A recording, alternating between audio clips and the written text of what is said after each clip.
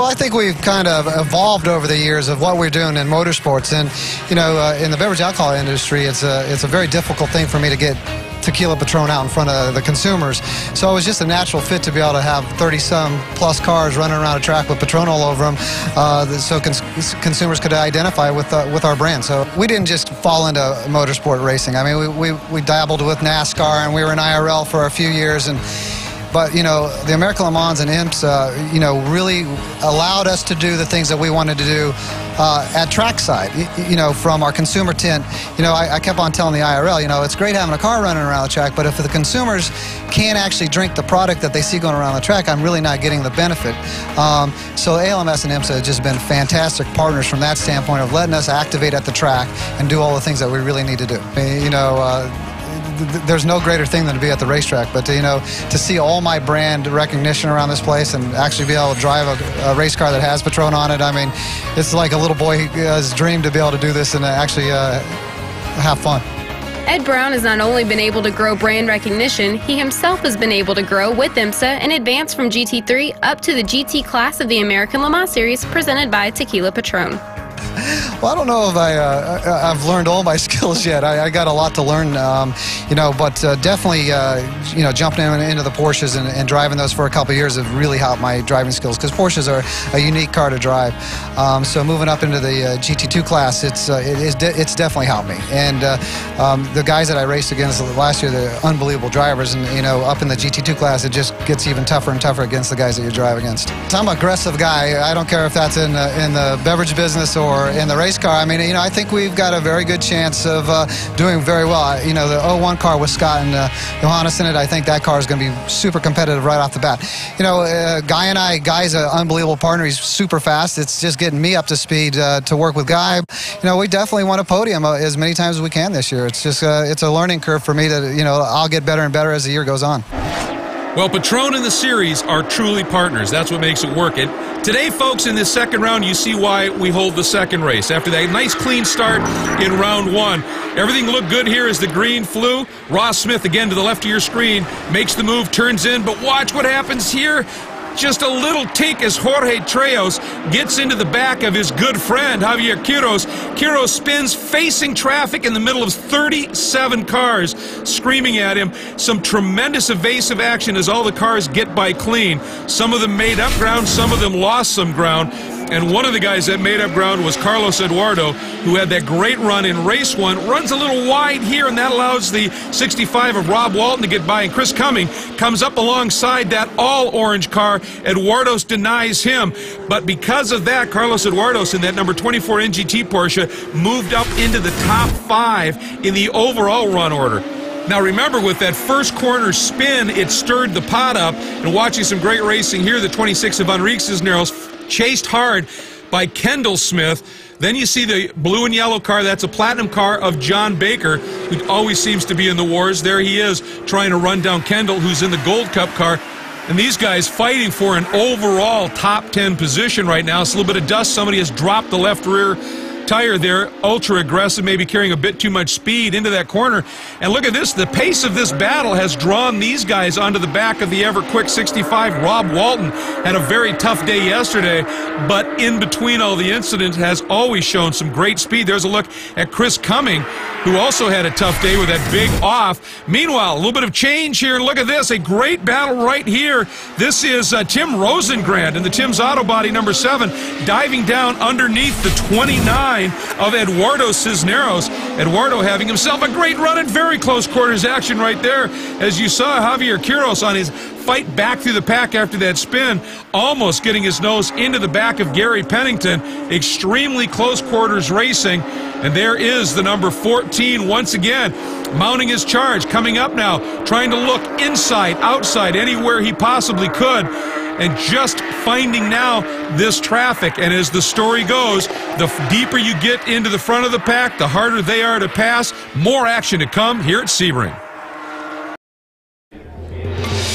We're back, and as always, there was a huge crowd on hand at Sebring for the running of the 12 hours, and this, the Patron GT3 Challenge by Yokohama, one of the top support features, and boy, did they get a show. The highlights continue. It all started with that big first corner spin that mixed everything up. A great story here is that white number 88, Marco Cirone, a driver who comes down from Canada, and his team never having raced at this level, and you can see he's leading a furious battle. The number 41 of Mike Mills and the 58 of Amadeo Quiros all over and under each other.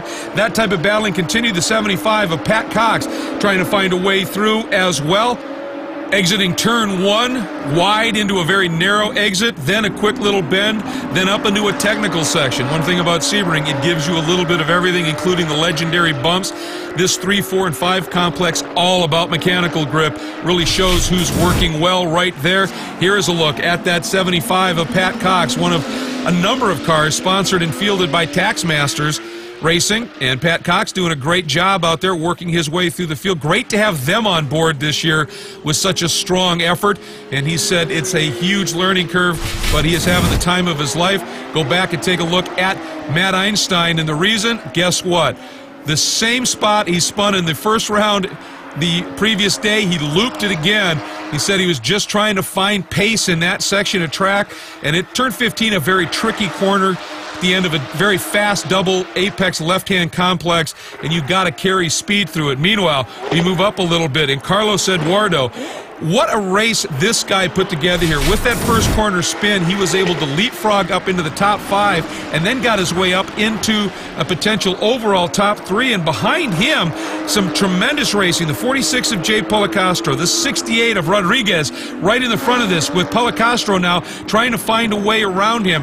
These guys had a huge battle, and not too far behind them was the number 8 of Gary Vento and the 75 we mentioned of Pat Cox, the 33 of Peter Safra. I mean, a huge group, but right now Rodriguez and that silver car of Policastro, these two guys putting together a tremendous battle in this one, and you can see it was a bit back and forth to be sure, and then behind them, the battle I was talking about, that bright green machine of Peter Safra getting around the sort of lavender colored car of Gary Vento. That's the Patron Exo Cafe entry, and then right behind them, that blue car, the Taxmasters car of Pat Cox. So these guys having their own strong battle, and that's one of the neat things about this championship. Doesn't matter where you look, you always find somebody to race hard against. Here is Amadeo Quiros, the number 58, the Costa Rica Pura Vida entry, and he finds himself battling fairly strongly as well. He had a couple of podiums last year, but he struggled a little bit here this weekend in the 41 of Mike Mills, right there as well, waiting for any opportunity to make the pass. And then we move up, and there once again is John Baker continuing to be hounded. Lots more highlights yet to come right here at Sebring. Number 92 is Darrell Carlisle. He's been racing in the championship a number of years. We asked him about the evolution. The first year in the 996 car was a good year for us too, and then, you know, from then we transitioned to the 997, and there's a learning curve with that. So last year was a breakout year for us. You know, coming all the way up to speed on that car and feeling very comfortable in that car. So it was a good year last year. I believe, you know, that if you have confidence in yourself and what you're capable of doing in the car, that it goes a long way, and it translates to driving better, and the car looks better on the track while you're in the car.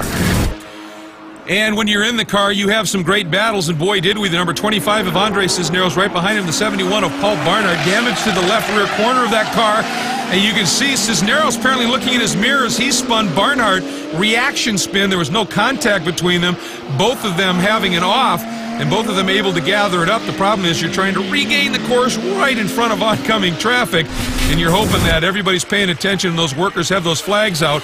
Then we had some additional great racing here. Now watch this. The number 58 of Amadeo Quiros right behind John Baker in that blue and yellow car. You see Kendall Smith. He gets squirrely, and Amadeo Quiros has to avoid. He gets crossed up. That gets Kendall into the back of the 41 of Mike Mills, who was trying to drive around the outside of them. Just tinked him enough that Mills went around in the very high-speed turn 6. Meanwhile, back in turn 1, this intense battle between Quiros and the silver car right there of Kendall Smith. not only was going to continue, it was going to get heated, downright intense. You can see Kendall tucks right back in behind Quiros, but as they came out of turn 17, Quiros, just a bizarre incident, a big swerve. I don't know whether he lost it, whether he got some help, but he goes around and backs it into the outside wall at the exit of 17. There are some tremendous bumps. If you get into them just wrong over there, they can throw you and pitch you off, but once he hit the wall, obviously damage.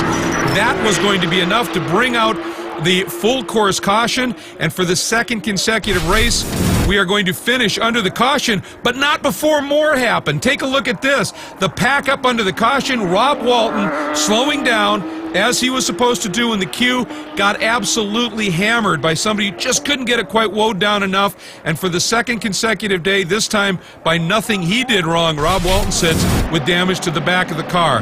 And as the crews are on track trying to clean up Quiros, here is the checkered flag again. I hate to see it end under caution, but it was the only option they had. They are timed events after all, and so Ross Smith gets another win. And the big story, Carlos Eduardo wins again, and you won't believe where he finished. We'll tell you about that when we come back.